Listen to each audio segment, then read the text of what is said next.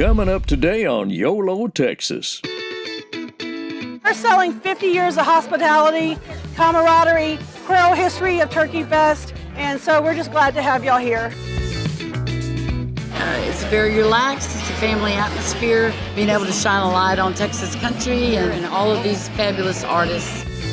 What's good about this is it's really easy to make, but it looks super fancy. Join us on our trip across Texas.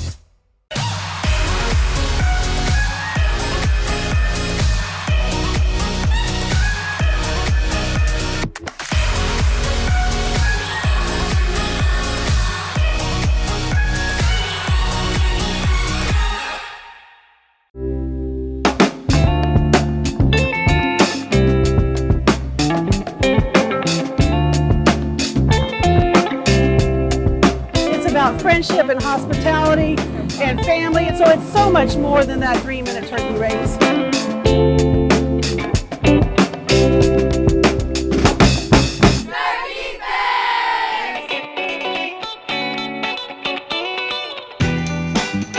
Welcome to Cuero, Texas, and the 50th anniversary of Cuero Turkeyfest. Oh, this is so exciting! It is very exciting. Get into today? Well, today we're celebrating 50 years of Cuero Turkeyfest, 50 years of turkey racing, 50 years of parades like this one that you see here, 50 years of festivals and entertainment, and of course when we race turkeys, we have our Ruby Begonia and we have Minnesota Paycheck. Minnesota Paycheck, so okay. Minnesota is here as well. Awesome. So we claim to be the turkey capital of the world. Unfortunately, there was another city up north that claimed to be the turkey capital of the world in Worthington, Minnesota. So two journalists got together and they decided that they were going to settle this little rivalry of who was going to be the turkey capital of the world by doing a turkey race. We're going to do a turkey race today. Absolutely. I'm referee. You are refereeing. This is your official ref jersey and your VIP pass for the day. It's serious business, so I hope you're ready.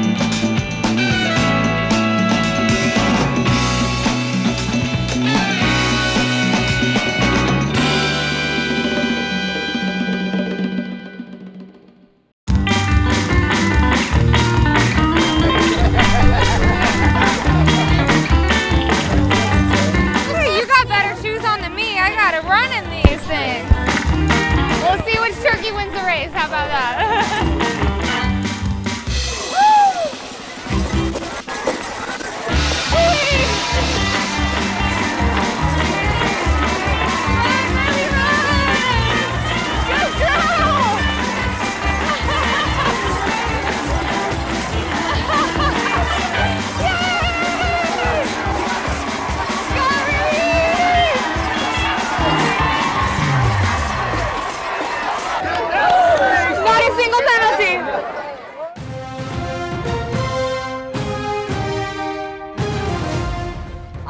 Tell me how we won this. Well, you know, perfect score. I don't know that.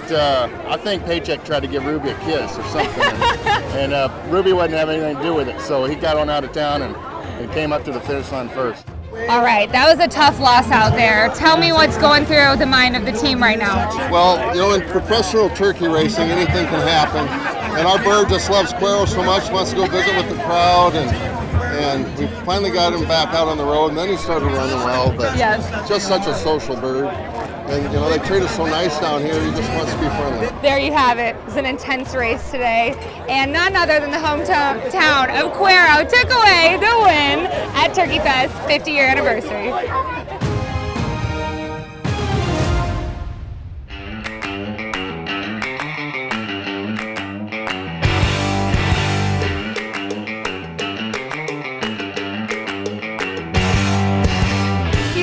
Train I ever did see.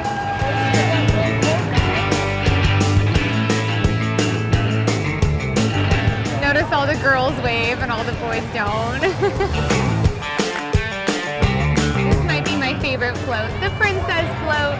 Look how poised these little princesses are.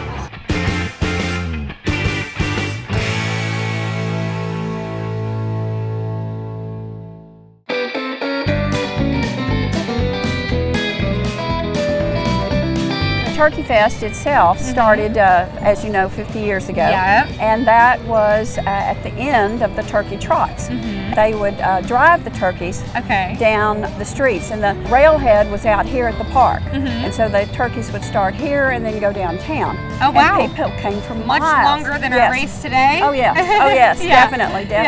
And there would be thousands, 10 to 12, 15, 16,000 turkeys that would drive. My God. They'd load them up on the railroad cars and then ship them north. And the event was held in early November so that everybody had their turkey on their table for Thanksgiving. Yeah, yes. The Turkey Fest established, okay, now who's going to be the turkey capital of the world? Right. Not just the U.S. the whole world. world.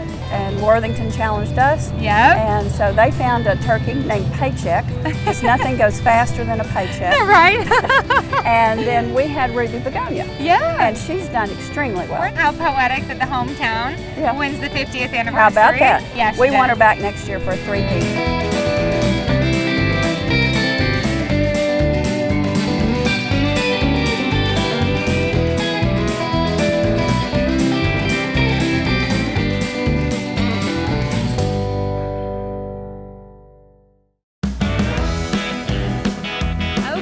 The turkey race, we did the parade, and now we're here for the festival portion.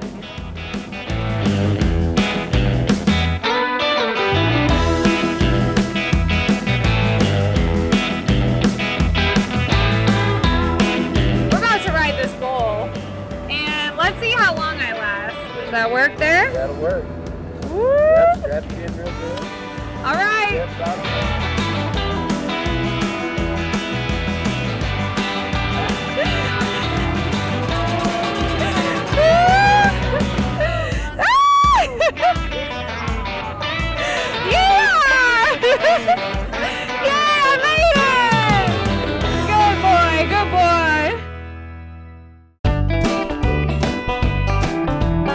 Hot, I can feel it. Yeah, okay, here we go. He'll try. Cheers!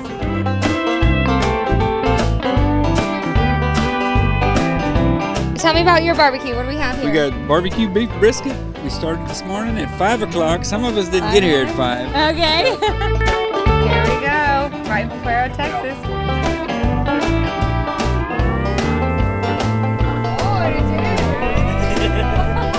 All right, we just finished barbecue row. I don't know what's better, the hospitality or the barbecue.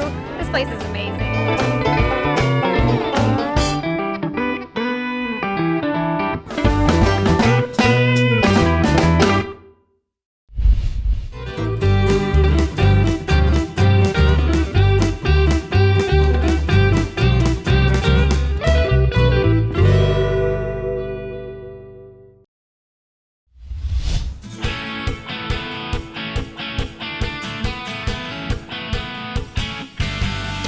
That YOLO Texas is no stranger to Billy Bob's here in Fort Worth, and we've actually been invited back to cover the Texas Country Music Awards this year, and I'm so excited to meet the new rising stars of Texas Country Music. Linda and Richard, thank you so much for having us out here again. It is so great to be back in Billy Bob's. What is in store for 2021? Well, first of all, let me thank you for coming again. Oh, thank We you. had such a blast in 2019. Yes. It's very relaxed. It's a family atmosphere because all these artists don't get to see each other all year round. Right. Being able to shine a light on Texas country and what we do here and all of these fabulous artists. You said it perfectly. It's like a family reunion. It is. So It it's really great is. to see you guys. Talk about the organization and how much it's grown over the years. Oh my goodness, I can't even believe it. We started it in 2011 and then it progressively just keeps growing and growing. Since we've been at Billy Bob's, the whole organization, the award show and everything has just exploded. The Stockyards and Hotel Drover is our big sponsors. The Stockyards put on a whole Texas Country Music Weekend for us every year. They just support everything we do. They love Texas, they love Texas country, they love our artists, they love live music, so it all just fits into Cowtown.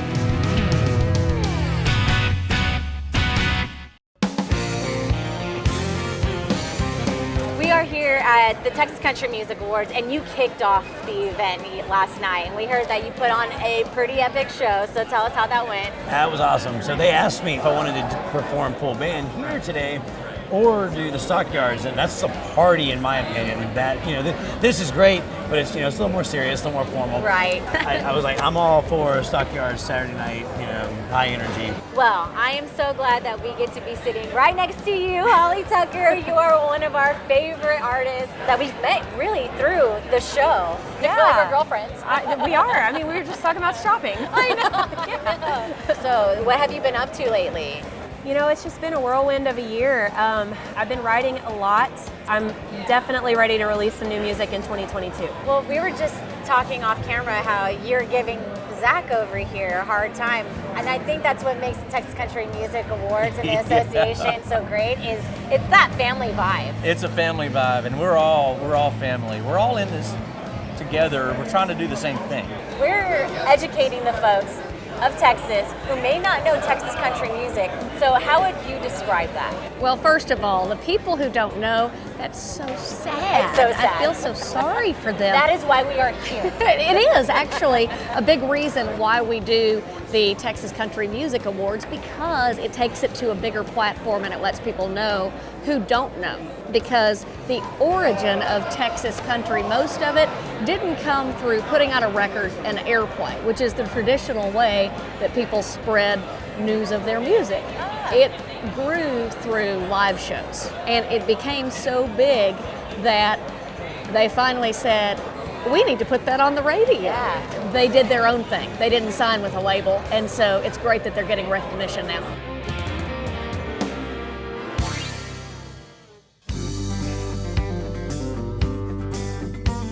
So you're back here again for the Texas Country Music Awards. You're up for Female Artist of the Year. What an honor. It absolutely is. I don't ever want to take that for granted. What a blessing, you know. And I'm a honky-tonk singer, but during COVID, I was able to reach in and grab some of my gospel stuff that I've been wanting to do That's forever. so great. Just to be recognized for something I did at home. Yeah. It's really cool. Going through your bio, you are like the next rising star of country music. Can we talk about that? Yes. Sure. Okay, so for folks who don't really know who Sarah Hobbs is, what is your style like? What do you compare your voice to for people to kind of make that? There's a big East Texas twang in my voice, which is kind of similar to Miranda. She's from an hour down the road from me, so she's got that East Texas twang as well. And you can't shake it, like it's not going in. Yeah, I grew up, you know, Mark Chestnut, Alan Jackson, Love it. of course, you know. All the 90s country. All the 90s stuff, like a lot of guys that like traditional country, you know, Haggards. Kind of the top of the heap, you know. Do you know Sundance Head? Yes. Okay, he nailed it. If he tells me I'm a mix between Dolly Parton and Tina Turner, if they had a baby, that is me. I love it. Two extremes, two different genres. Absolutely. Two lovable women. We're so excited that we get to interview more and more females in this industry. I love that. Girls support girls. Amen. Amen. Since 2017, you've been the man, the spokesperson.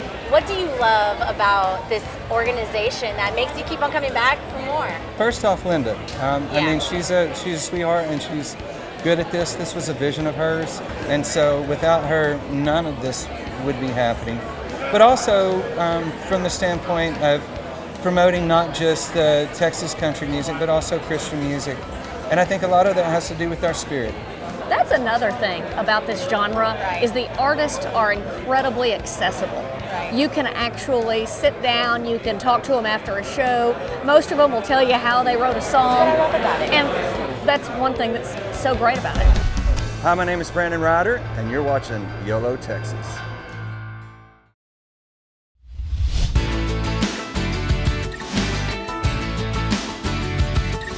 Okay, I am literally walking down the red carpet right now because they're getting ready for the Texas Country Music Awards ceremony to actually happen right now.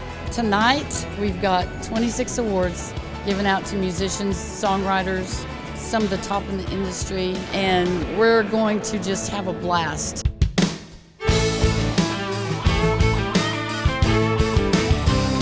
Thank you so much. It's good to be at Billy Bob's tonight and good to be a presenter of an award as well. I know y'all haven't seen enough of me yet. Texas has always and will always be a springboard for a lot of artists who will get that national attention, but it took them a little time or a little bit different route. It's all about relationships, and thank you guys for your relationships. The Emerging Artist of the Year.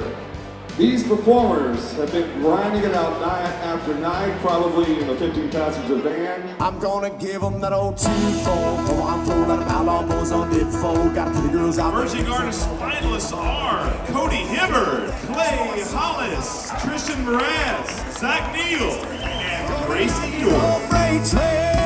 All you young artists out there, you know the wheels turn slow, but then one day you turn around and folks are showing up to your shows. So keep your chin up, and if you want to get it, you gotta earn it.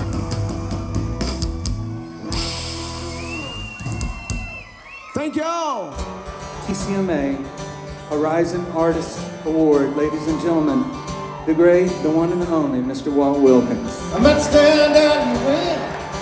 I don't let's stay out and win. I'm really honored to be here, obviously. I mean, this is points at a human being's life work. And this is my life work, and I don't even understand how I can rate this, but I'll take it. Whatever I do, I'm wrapped in.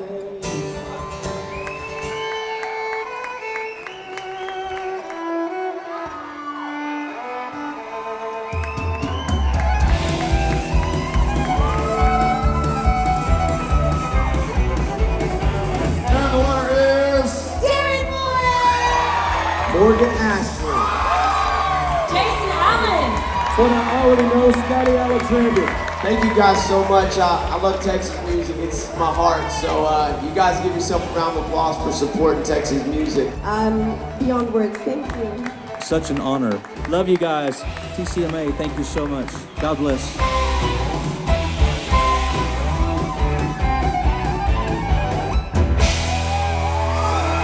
Welcome to the stage, ladies and gentlemen, Mr. Aerin Watson.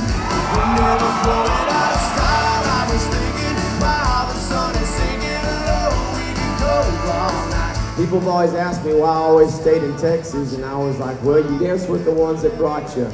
You guys have supported me for a long time, whether it's fans or it's radio, and it's given me a great opportunity that when I'm in some other state and they're asking me about my career, I'm quick to let them know that I'm not a country artist, I'm a Texas country artist. Thank y'all so much. God bless you.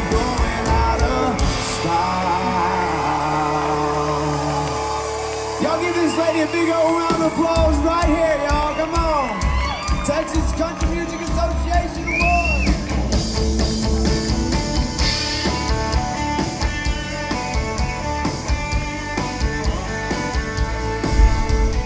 Coming up, we head to the Alamo City for an annual tradition during the holidays in the heart of downtown San Antonio for the Ford Holiday River Parade.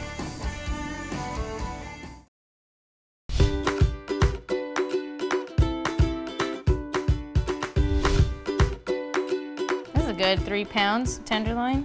What's good about this is it's actually really easy to make, but it looks super fancy. So it's great for holidays, great for a date night. And this recipe is from a restaurant in Houston. Jackie, What's you up? cooking, girl? How are you? I brought the wine. Oh, thank you. Okay, I will put you to work while you're here. So the first thing you can do is open that bottle of wine. Open the wine? Good, good. Yes. Okay. I don't know if you know, but I'm not very much of a cook. That's okay. That's why I'm here. But I can open a bottle of wine. I love cooking, and this is a really kind of fancy meal, even though it's pretty easy to do. It looks very fancy, and I don't believe you that it's easy to do. But I'm glad you're here doing it. Thank you for the wine. I really Cheers. appreciate it. Cheers. What is this that you're doing, though? I've literally never done that before. This is beef tenderloin, so it's the most tender part of the cow. But what I'm doing right here is I've already seasoned it, and I just want to let it sit for a while in some saran wrap, so that'll help kind of lock in the moisture as well too. So on the side of the beef tenderloin, we're gonna do some potatoes au gratin. Do you know what that is? I know potatoes. Yeah, perfect. That's all I need to know. So it's basically just potatoes mixed with like cheese and some milk, season it up a little bit, and then you bake it in the oven. So you have this like gooey, cheesy potato deliciousness with some beef. So beef and potatoes, and can't wine. go wrong. Exactly. Oh, Jackie, Something what a for the day. side. What a day this is. So let me tell you about this, actually this recipe, where we got it from. So this restaurant is based out of Houston. It's called Taste of Texas. So it's cool. They have this beautiful cookbook. Anytime I can try a new recipe, I'm all over it. And I always love to doctor them up a little bit. You know, you gotta make a recipe fit you and your family, you know? I can't imagine not following a recipe. Like, What? going off book, it would just end terribly. So, well, you don't but go I'm proud too of far you. off, but like if you know that you like something to taste a little more savory, maybe you add a little bit of garlic powder, or you add a little bit of onion powder, just to. I like spice. There you go. Oh, you like spicy things? Mm-hmm. So like horseradish sauce goes really good. Horseradish? Horse? Can't say horse. How much wine? Drink? Like a couple of sips. We're just not gonna use that. Yeah.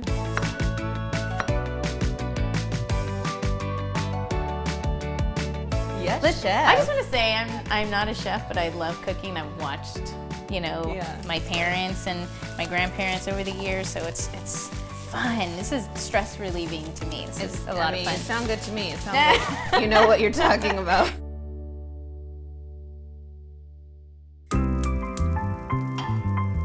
So this has been sitting for a good hour. You can even smell it. You can smell all the spices. Like, can you smell it from over there? I can. Nice. All right, Denise. That's a good sound. Yep, that nice high heat. You want to let that sit for like 2 minutes on each side. We'll flip it, and this is just gonna pop straight into the oven, just like this, at 300 for about an hour. Be right back.